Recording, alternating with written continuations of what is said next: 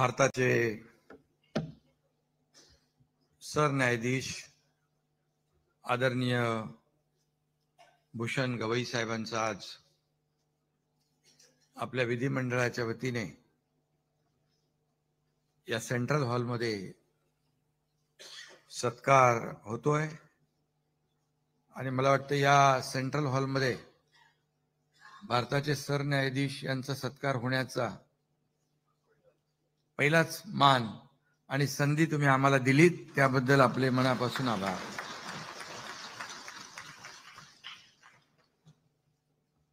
या प्रसंगी उपस्थित आपले लोकप्रिय मुख्यमंत्री देवेंद्र फडणवीस जी, उपमुख्यमंत्री अजितदादा, सभापती विधान परिषद रामभाऊ शिंदे, अध्यक्ष विधानसभा राहुल नार्वेकर, उपसभापती विधान परिषद नीलमताई गोरे, उपाध्यक्ष विधानसभा अण्णा बनसोडे, विरोधी पक्षनेते अंबादास दानवे, संसदीय कार्यमंत्री चंद्रकांत दादा, व्यासपीठावरील सर्वच पक्षाचे गटनेते, सर्व मान्यवर आणि सभागृहात बसलेले आपले सर्व सन्माननीय आमदार आणि सर्व सहकारी। आठवले साहेबांचं नाव राहिलंय, आठवले साहेब पण आहेत, त्यांचंही स्वागत करतो। आणि सगळ्यात आधी आपल्या सर्वांच्या वतीने भारताच्या सर्वोच्च न्यायालयाचे 52वे सरन्यायाधीश आदरणीय भूषण गवई यांचं मी मनापासून अभिनंदन करतो, मनापासून त्यांना शुभेच्छा देतो। आज आपण गवई साहेबांच्या यशाचा गौरव करण्यासाठी जमलो आहोत। आजचा दिवस आपल्या सगळ्यांसाठीच अभिमानाचा आणि आनंदाचाही आणि प्रेरणादायी आहे। म्हणजे असं वाटत नाही की म्हणजे गवई साहेब असे वेगळे काय आहेत, आपल्या परिवारातलेच आपल्याला वाटतात। आणि त्यामुळे आजचा जो हा कार्यक्रम आहे हा भारताचे सरन्यायाधीश यांचा गौरव करतो याचा आनंद आहेच, पण आपल्या परिवारातली एक व्यक्ती, या महाराष्ट्रातली एक व्यक्ती देशाच्या सर्वोच्च स्थानावर बसते याचा आनंद सगळ्यात जास्त आहे। आणि गवई साहेब हे महाराष्ट्राचे सुपुत्र नाहीत फक्त, ते महाराष्ट्राचं भूषण देखील आहेत। आणि ते महाराष्ट्राचेच नव्हे तर देशाच्या न्याय प्रणालीचे शिरोमणी ठरलेले आहेत। न्याय व्यवस्थेच्या सर्वोच्च पदावरील व्यक्ती मराठी मातीत जन्माला आली आपल्या तुमच्या आमच्या महाराष्ट्रामध्ये, हा देखील आपला अभिमान आहे, आपल्याला आनंद आहे। आणि म्हणून महाराष्ट्रातल्या 13 कोटी जनतेला देखील याचा सार्थ अभिमान आहे। महाराष्ट्राला कर्तव्य कठोर न्यायाधीश रामशास्त्री प्रभुणे यांची परंपरा आहे, वारसा आहे। आणि गवई साहेबांच्या निवडीमुळे ती समृद्ध परंपरा पुढे जाईल असा विश्वास आपल्या सगळ्यांना आहे। आदरणीय भूषण गवई साहेब यांनी गेल्या 14 मे रोजी भारताचे 52वे सरन्यायाधीश म्हणून शपथ घेतली। तो दिवस आपल्या सगळ्यांच्या दृष्टीने महत्त्वाचा होता।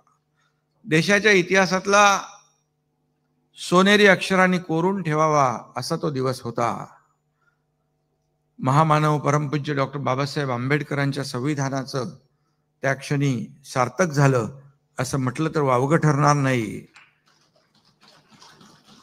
त्यांची नियुक्ती ही भारतीय लोकशाहीतील सामाजिक समतेचा, प्रतिनिधित्वाचा आणि सर्वसमावेशकता, बंधुत्वाचा विजय आहे। डॉक्टर बाबासाहेब आंबेडकरांनी आपल्याला संविधान दिलं, स्वातंत्र्य, समता, बंधुता या मूल्यांवर आधारित राष्ट्राला नवी ओळख प्रदान केली आणि संविधानाचे प्रमुख रक्षणकर्ते म्हणून या ठिकाणी गवई साहेबांनी सूत्र स्वीकारली। एका अर्थी खऱ्या अर्थाने सरन्यायाधीश गवई साहेब हे डॉक्टर बाबासाहेब आंबेडकरांचेच खऱ्या अर्थाने वारसदार आहेत। त्यांच्या नियुक्तीमुळे एक मोठं वर्तुळ पूर्ण झालं असं म्हटलं तर वावगं ठरणार नाही। आणि म्हणून न्याय ही कोणी कुणाला देण्याची गोष्ट नाही आणि ती घेण्याची गोष्ट नाही। न्याय हे कुठल्याही संस्थेचं, कुठल्याही राष्ट्राचं चरित्र असतं. न्यायासन हे तटस्थ, न्याय कठोर आणि मानवी सुद्धा असावं लागतं. गवई साहेबांनी आपल्या अनेक निर्णयांमधून मानवता, संवेदनशीलता आणि संविधानिक मूल्यांची प्रतिष्ठा उंचावण्याचंच काम केलेलं आहे. सामाजिक दृष्ट्या दुर्बल घटकांना त्यांनी न्याय मिळवून दिला. दलित, शोषित, पीडितांना त्यांना हक्क मिळवून दिला. प्रमुख याच्यामध्ये त्यांना पुढे आणण्याचं काम केलं. कायद्याच्या चौकटीत राहून त्यांनी माणुसकीचं तत्व कायम जपलं. गवई साहेबांचं व्यक्तिमत्व हे केवळ न्यायमूर्ती म्हणून नव्हे, तर एक आदर्श नागरिक, एक कठोर परिश्रमी विद्यार्थी आणि एक संवेदनशील माणूस म्हणूनही प्रेरणादायी आहे. राजकीय पार्श्वभूमी आणि वलयाचा कुठलाही वापर न करता गवई साहेबांनी स्वकर्तृत्व, गुणवत्ता आणि प्रामाणिकपणाच्या जोरावर एवढी मोठी झेप घेतली, हे देखील आपल्यामध्ये एक मोठं उदाहरण आहे. गवई साहेबांचे पिता आणि लोकनेते रामकृष्ण सूर्यभान तथा दादासाहेब गवई, त्यांनाही वकिलीचं शिक्षण घ्यायचं होतं, पण ते घेऊ शकले नाही. वडिलांचं अर्धवट राहिलेलं स्वप्न त्यांच्या या सुपुत्रानं केलं, ही देखील अभिमानाची बाब आहे. आणि म्हणून वकील होशील, पैशाच्या मागे लागशील, न्यायाधीश झालास तर देशाचे पांग फेडशील, हा वडिलांचा सल्ला ऐकून आदरणीय भूषण गवई यांनी कायद्याचं शिक्षण घेतलं. गवई साहेबांना मगाशी कोणीतरी सांगितलं आर्किटेक्ट व्हायचं होतं, पण तिथं गेले असते तर देशाला एक उत्तम वास्तू रचनाकार मिळाला असता, याचा विश्वास आता आम्हाला आहेच. कारण अस्सल हिरा कुठेही पडला तरी तो चमकतोच. आणि आर्किटेक्ट तर काही आपल्याला मिळाला नाही, पण त्याऐवजी देशाला एक कर्तव्यनिष्ठ, निष्पक्ष न्यायमूर्ती मिळाले, हे आपलं सगळ्यांचं भाग्य आहे. शिका, संघटित व्हा, संघर्ष करा, असं आवाहन डॉक्टर बाबासाहेब आंबेडकर यांनी आणि शासन करती जमात बना असा मूलमंत्रही दिला. आणि गवई साहेबांनी तो मंत्र जीवापाड जपला आणि खरा करून दाखवलाही. शपथविधीनंतर गवई साहेबांनी आपल्या मातोश्रींच्या पाया पडून कृतज्ञता व्यक्त केली. महामानव हे देखील आपण सगळ्यांनी पाहिलं. महामानव बाबासाहेब आंबेडकर यांच्यामुळेच हा दिवस पाहता आला, असे उद्गार त्यांच्या मातोश्रींनी त्यावेळेस काढले. माय लेकाच्या संविधानाशी असलेल्या नात्याचं हे एक प्रतीक आहे. सरन्यायाधीश म्हणून गवई साहेबांची निवड झाल्यानंतर त्यांचं अभिनंदन अनेक लोकांनी केलं. मी त्यांच्या निवासस्थानी गेलो होतो, त्यावेळेस पाहिलं, एवढ्या मोठ्या पदावर असून देखील एक साधेपणा त्यांच्यातला, एक विनयशीलता, शालीनता आणि एक नम्रता हे पाहायला मिळालं. आणि ते पाहून मी विचार केला, अशी माणसं समाजामध्ये असू शकतात, अशी दुर्मिळ माणसं समाजात आहेत, आणि म्हणून समाजाचं देखील कल्याण होतंय. आणि मग सर्वोच्च पदाला हात लागल्यानंतरही आपले पाय जमिनीवर घट्ट ठेवणारा हा माणसातला देवच आहे, असं म्हटलं तरी वावगं ठरणार नाही. व्यक्तीचं मोठेपण कशात असतं? त्याच्या विद्यार्थीपणात, शिकण्याच्या पद्धतीमध्ये. आणि किती मोठा झाला तरी माणूस जो शिकतो तो खऱ्या अर्थाने विद्यार्थी म्हणून शिकतो. आणि गवई साहेबांच्या बाबतीत देखील मुंबई उच्च न्यायालयामध्ये प्राप्तिकराच्या केसेस यायच्या. त्यांनी त्यावेळेस देखील युक्तिवाद करणाऱ्या ज्येष्ठ वकिलांनाच त्यांनी विनंती केली, मला विद्यार्थी समजा आणि सगळी केस नीट समजावून सांगा. याला देखील मोठं मन लागतं.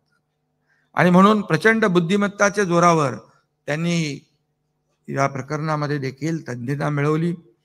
आणि खऱ्या अर्थाने हे विद्यार्थी असणं खूप महत्त्वाचं असतं, ते त्यांनी दाखवून दिलं. गवई साहेबांना हे शक्य झालं कारण त्यांच्या डोक्यात संविधान पक्क होतं. आणि म्हणून ज्याला संविधानाचा आत्मा कळला त्याला कायद्याची पुस्तकं बाराखडीसारखी सोपी होतात. आणि ते उदाहरण म्हणजे गवई साहेब आहेत. गवई साहेबांचं भारतीय संविधानावर अढळ निष्ठा आहे. आणि ते अनेक वेळा म्हणाले, न्यायपालिका, कार्यपालिका, कायदे मंडळ यापेक्षा सर्वोच्च आहे आपलं भारताचं संविधान. आणि म्हणून भारतीय संविधान सर्वोच्च आहे यावर त्यांचा विश्वास आहे. न्यायदान करताना अनेक लोकांनी सांगितली उदाहरणं. त्यांनी अनेक लँडमार्क जजमेंट दिली. त्यांची भाषा सौम्य असली तरी निर्णय मात्र ठाम असतात. आणि म्हणून ज्याचा दीपस्तंभासारखा उपयोग न्यायव्यवस्थेलाच झालेला आहे. आणि म्हणून ज्याला कळलं संविधान त्याचं सुटत नाही कधी भान. ज्याचा असतो नेक इरादा त्यालाच कळतो खरा कायदा. आणि म्हणून गवई साहेब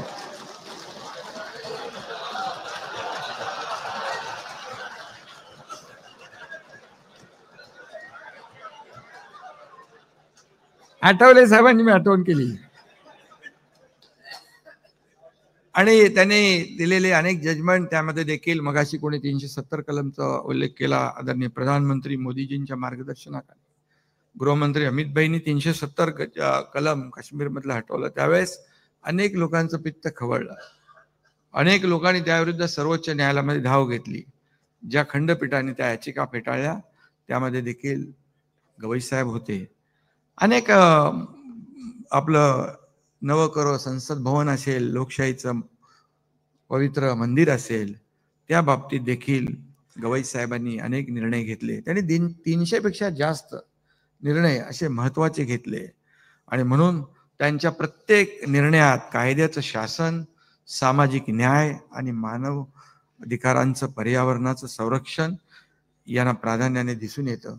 महाडला आम्हाला भेटल्यानंतर देखील महाराष्ट्रामध्ये अनेक जे काही वर्षानुवर्ष प्रश्न जे सामाजिक आहेत, या राज्याच्या हितासाठी आहे, सर्वसामान्य माणसाच्या हितासाठी आहे, त्याची देखील चर्चा करताना त्यांनी कधी संकोच व्यक्त केला नाही. कारण शेवटी त्यांना सर्वसामान्य माणूस, राज्याचा विकास हे देखील महत्त्वाचं वाटतं. आणि म्हणून अमरावती येथील एका साध्या कुटुंबातून येऊन त्यांनी सरन्यायाधीश पदापर्यंतचा प्रवास, त्याचं यश हे मिळवलं. हे भावी पिढ्यांसाठी दीपस्तंभासारखं आहे.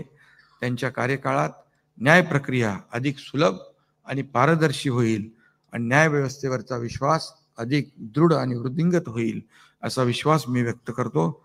जाता जाता एवढंच सांगतो, महाराष्ट्राच्या मातीमधला हिरा मिळाला भारत भुला, महाराष्ट्राच्या मातीमधला हिरा मिळाला भारत भुला, संविधानाचा वारकरी हा न्यायदानाचा भूषण ठरला. धन्यवाद.